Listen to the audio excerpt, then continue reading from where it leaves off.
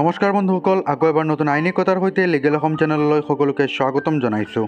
বন্ধুসকল, জেনেৰেলি সাধাৰণ মানুহৰ ওপৰত পুলিচে প্ৰায়ে হাত উঠায়, কিন্তু আপুনি জানেনে পুলিচে কৰা ভুলৰ বাবে আপুনি পুলিচৰ ওপৰত হাত উঠাব পাৰিবনে? আইনে আপোনাক এনে কোনো অধিকাৰ দিছে নেকি যি অনুসৰি আপুনিও পুলিচ অফিচাৰৰ ওপৰত হাত উঠাব পাৰিব?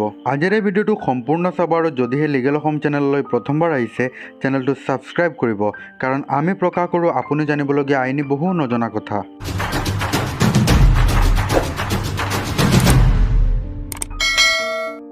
বন্ধুসকল, আমাৰ ভাৰতীয় আইন ব্যৱস্থাই আমাক ইমানেই বেছি অধিকাৰ দিছে যে কেতিয়াবা আপোনাৰ মনতো প্ৰশ্ন আহিছে যে পুলিচ অফিচাৰক আপুনি ঘূৰাই মাৰিলে বা অফিচাৰৰ ওপৰত হাত উঠাব পাৰিব নেকি?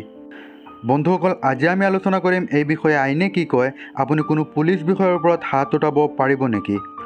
বন্ধুসকল, ফৰ এক্সাম্পল ধৰি লওক কোনো পুলিচ বিষয়াই আপোনাৰ ওপৰত ইলিগেলি হাত উঠাইছে আৰু আপুনিও সেই বিষয়াজনক ওলোটাই মাৰিছে। এনে ক্ষেত্ৰত চাবলৈ গ'লে দুয়োজনেই illegal.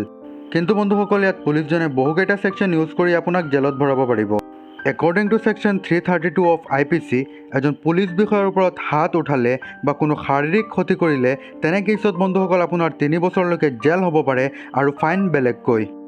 According to section 353 of IPC, যদি আপুনি কোনো পুলিচ অফিচাৰৰ ওপৰত ফ'ৰ্চ ইউজ কৰে তেন্তে আপোনাৰ 2 বছৰলৈকে জেল হ'ব পাৰে আৰু ফাইন বেলেগকৈ।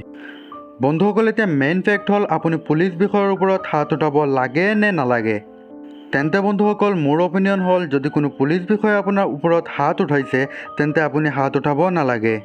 কাৰণ বন্ধুসকল, ইয়াৰ কাৰণে আপুনি বহুত বেছি অসুবিধাৰ সন্মুখীন হ'ব লগা হ'ব পাৰে যিখিনি আপুনি এতিয়া ভাবিবও নোৱাৰে।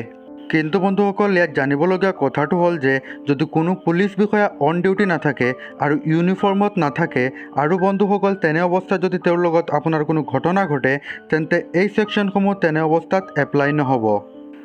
বন্ধুসকল, ভিডিঅ'টো কেনেকুৱা লাগিল কমেণ্ট বক্সত জনাব আৰু যদিহে কিবা নতুন কথা জানিবলৈ পাইছে তেন্তে লিগেল অসম চেনেলটো ছাবস্ক্ৰাইব কৰিব, কাৰণ আমি এনেকৈয়ে প্ৰকাশ কৰোঁ আইনী বহু নজনা কথা।